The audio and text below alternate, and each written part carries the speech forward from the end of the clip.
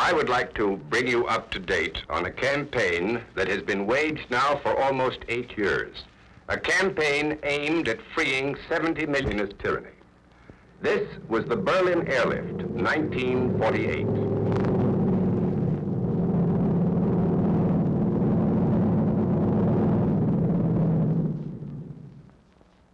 The communists severed all supply routes into West Berlin. But planes from the free world kept the city alive for over a year. This victory belonged to communication. The free world won because it refused to lose contact with a beleaguered people. 1949, the Soviets had swallowed up 9 countries in Eastern Europe. Among them were Poland, Czechoslovakia, Hungary, Romania, and Bulgaria. Swallowed them, but not digested them. Here again, there was need for action. Again, there was the problem of saving a beleaguered people, this time 70 million of them. But these people could only be saved if their courage was sustained, their hope for freedom, and pride in their national heritages. As long as they were not forced to think like slaves, they could never be shaped in the image of Russian communism.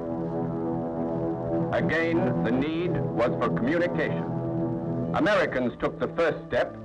They donated a freedom bell, like their own Liberty Bell, to the city of Berlin.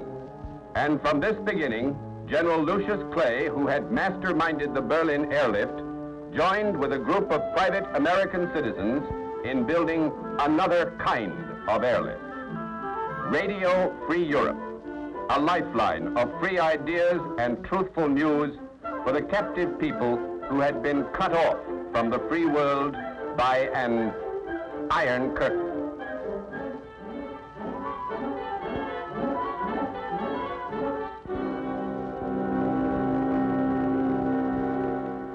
To do its job, Radio Free Europe needed help from the American people.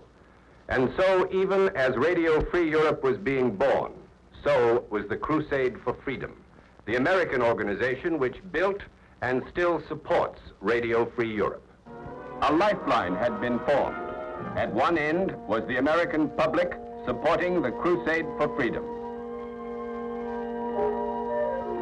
Then there was Radio Free Europe and its staff of American experts and highly respected exiles, broadcasting night and day to those on the other end, the captive people behind the Iron Curtain.